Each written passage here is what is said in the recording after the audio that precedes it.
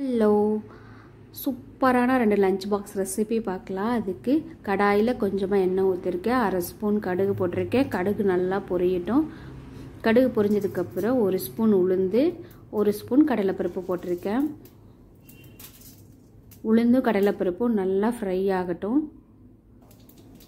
இது நல்லா ஃப்ரை ஆனதுக்கப்புறம் ஒரு 1/4 ஸ்பூன் மிளகு போட்டுக்கிறேன். மிளகோட ஃப்ளேவர் ரொம்ப நல்லாயிருக்கும்.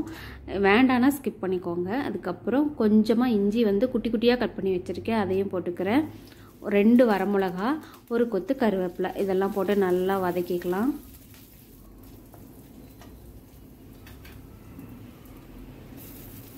அரை வெங்காயம் கட் பண்ணி வச்சுருக்கேன். பெரிய வெங்காயத்தில் அரை வெங்காயம் கட் பண்ணி வச்சுருக்கேன், அதையும் போட்டு ஃப்ரை பண்ணிக்கிறேன். வெங்காயம் கண்ணாடி பதம் வந்ததுக்கப்புறம் ஸ்டவ் ஆஃப் பண்ணிவிடுங்க, அவ்வளோதான்.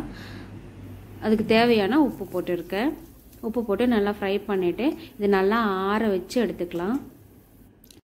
குக்கரில் 1 டம்ளர் அரிசிக்கு 3 டம்ளர் தண்ணி ஊற்றி நல்லா வேக வச்சு எடுத்துருக்கேன். இது லைட்டாக சூடாக இருக்கும்போதே கரண்டி வச்சு மசிச்சோம்னா இந்த மாதிரி நல்லா க்ரீமியாக வரும்.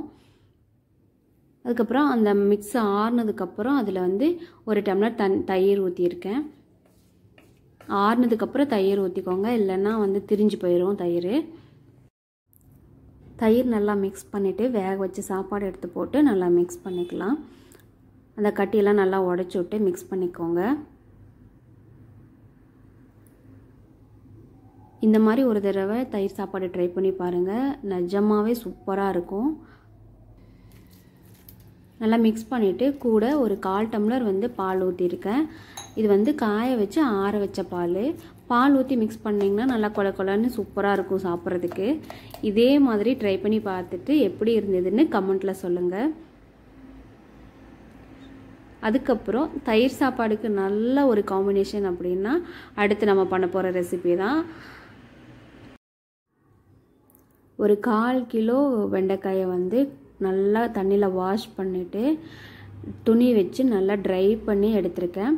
அதை குட்டி குட்டியாக கட் பண்ணியிருக்கேன், ரவுண்டாக கட் பண்ணி வச்சுருக்கேன். அதை ஒரு கடாயில் போட்டு கொஞ்சமாக எண்ணெய் ஊற்றி நல்லா ஃப்ரை பண்ணி எடுத்துக்கலாம். வெண்டைக்காயை ஃப்ரை பண்ணால் மட்டும்தான் நல்லா டேஸ்ட்டாக இருக்கும், இல்லைன்னா வலுவலுப்பாக இருக்கும்.